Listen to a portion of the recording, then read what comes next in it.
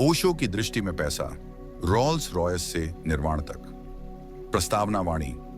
धन एक ऐसा शब्द जो दुनिया को घुमाता है। लोग दिन रात इसकी तलाश में भागते हैं, इसके लिए रिश्ते तोड़ते हैं, युद्ध करते हैं, पूजा करते हैं। कभी इसे लक्ष्मी कहते हैं, कभी माया, कभी इसे पाप कहते हैं, कभी साधन। पर असल सवाल यह है, क्या पैसा सच में पाप है? क्या आध्यात्मिक व्यक्ति अमीर हो सकता है? क्या धन और ध्यान दो विरोधी रास्ते हैं? जब पूरी दुनिया इन सवालों के इर्द गिर्द घूम रही थी, तब ओशो ने एक क्रांतिकारी दृष्टिकोण रखा।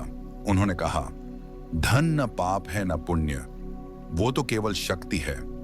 तुम उसे जैसे प्रयोग करते हो वो वैसा ही फल देता है।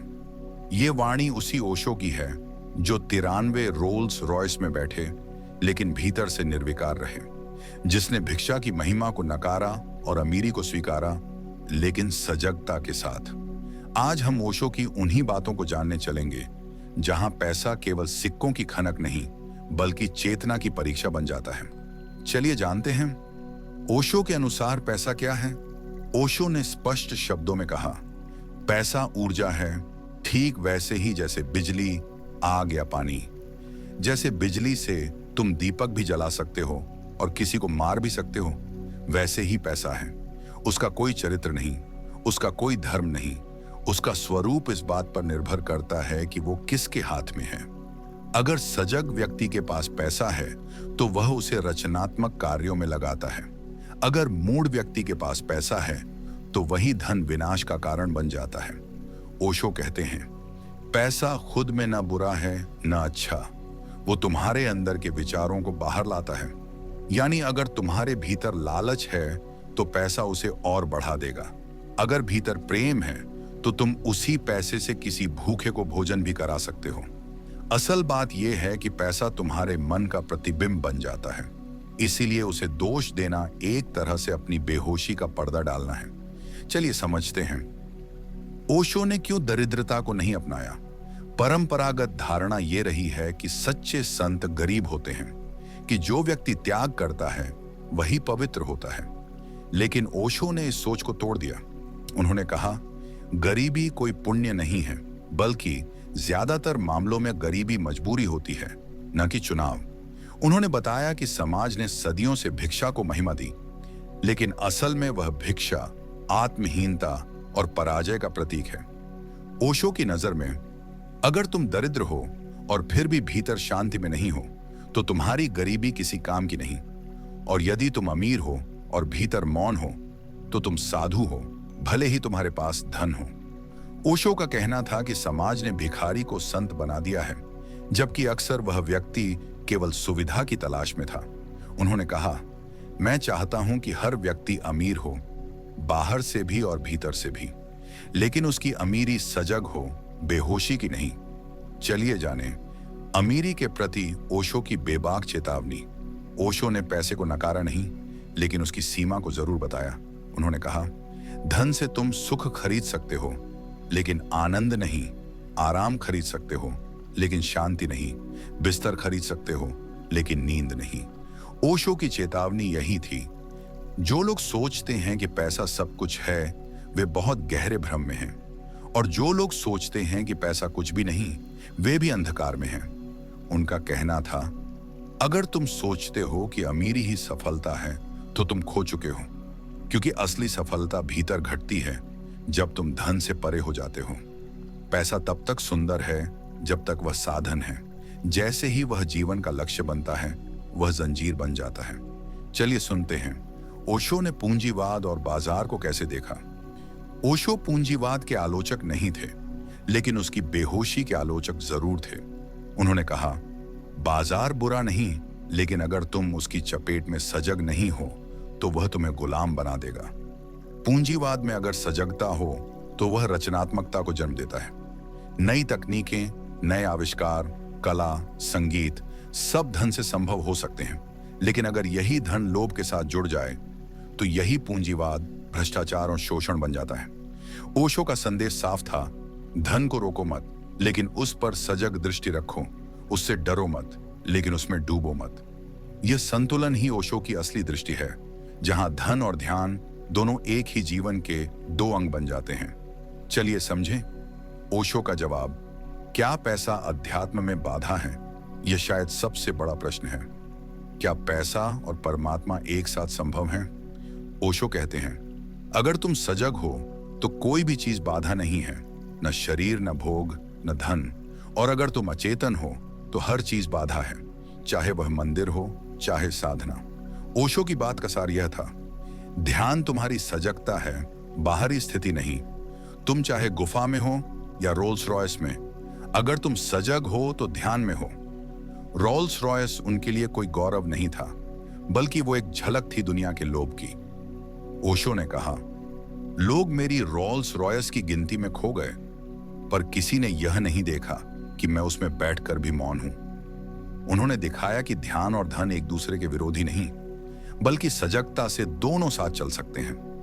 धन पर बात अधूरी रह जाती है अगर हम त्याग और भोग, इन दो ध्रुवों के बीच ओशो की संतुलित दृष्टि को न समझें। ओशो ने न केवल धन के प्रयोग की बात की, बल्कि यह भी बताया कि त्याग भी अक्सर एक किस्म की लिप्सा होती है, उल्टे रूप में।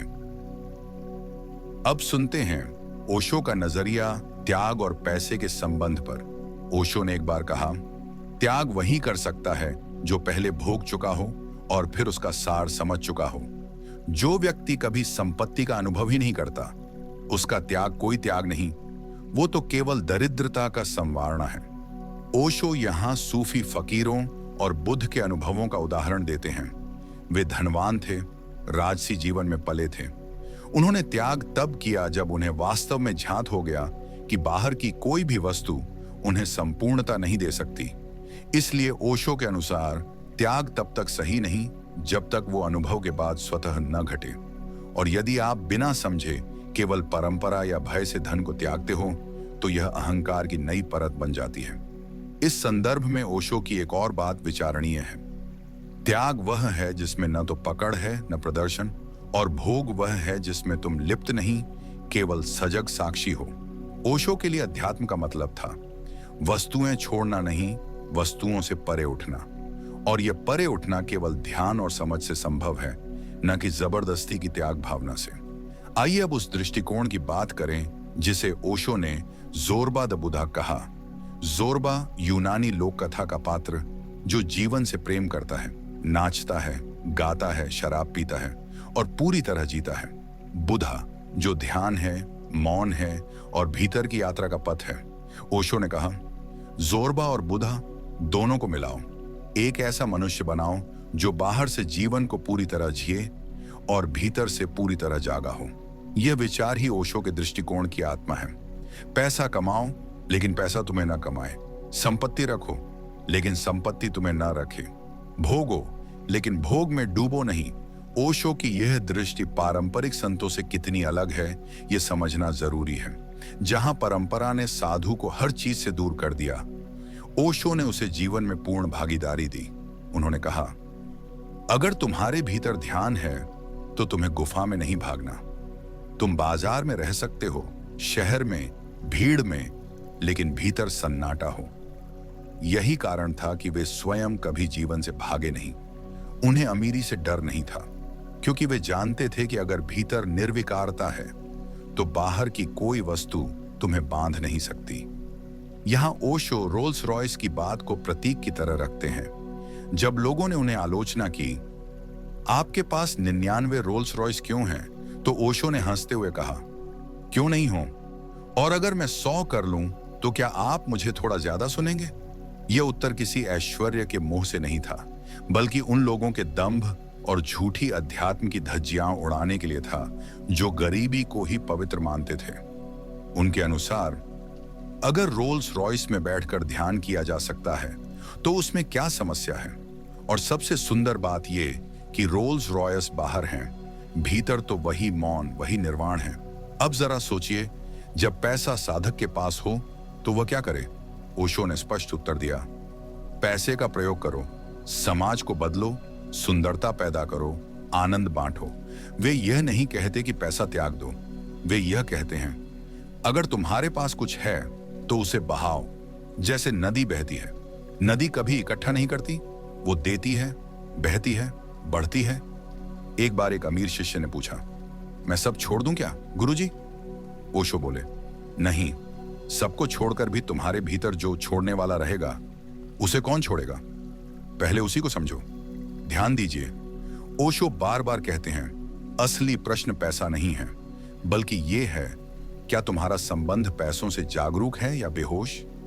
क्या तुम पैसे के मालिक हो या उसके गुलाम?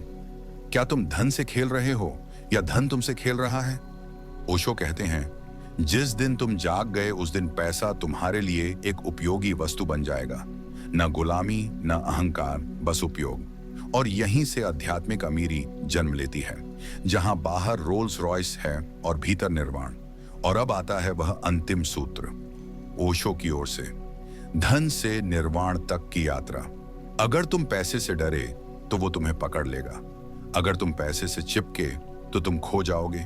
अगर तुम पैसे को साक्षी भाव से देखो तो वो साधन बन जाएगा आत्मज्ञान का। ओशो ने अपनी पूरी जिंदगी में यही दिखाया। सन्यासी वह नहीं जो गरीब हो, सन्यासी वह है जो भीतर से मुक्त हो। ओशो के अनुसार, तुम्हारे पास करोड़ों हों और फिर भी तुम भीतर मौन हो तो वही असली साधक है, क्योंकि ध्यान केवल गुफाओं का नहीं, भीड़ में खड़ा भी व्यक्ति ध्यानस्थ हो सकता है। समापन वाणी। ओशो की दृष्टि में पैसा कोई बाधा नहीं, बल्कि एक अग्नि परीक्षा है। अगर तुम बेहोशी में हो तो पैसा तुम्हें नचाएगा। अगर तुम सजग हो तो पैसा तुम्हारे हाथ में एक सुंदर वाद्य बन जाएगा। उन्होंने कभी गरीबी की पूजा नहीं की और न ही धन की दास्ता को अपनाया। उन्होंने केवल यही कहा, जियो लेकिन जाग कर, कमाओ लेकिन गुलाम मत बनो, भोगो लेकिन भीतर विरक्त रहो।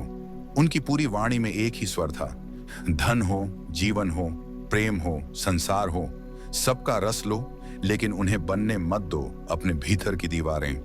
यदि ओशो की ये बातें आपकी चेतना में कुछ स्पंदन पैदा करती हैं, तो इस वाणी को शेयर करें, कमेंट करें और फिलो वाणी को सब्सक्राइब जरूर करें, ताकि हम फिर मिलें एक और गहराई के साथ, एक और वाणी के संग। आपका मंगल हो।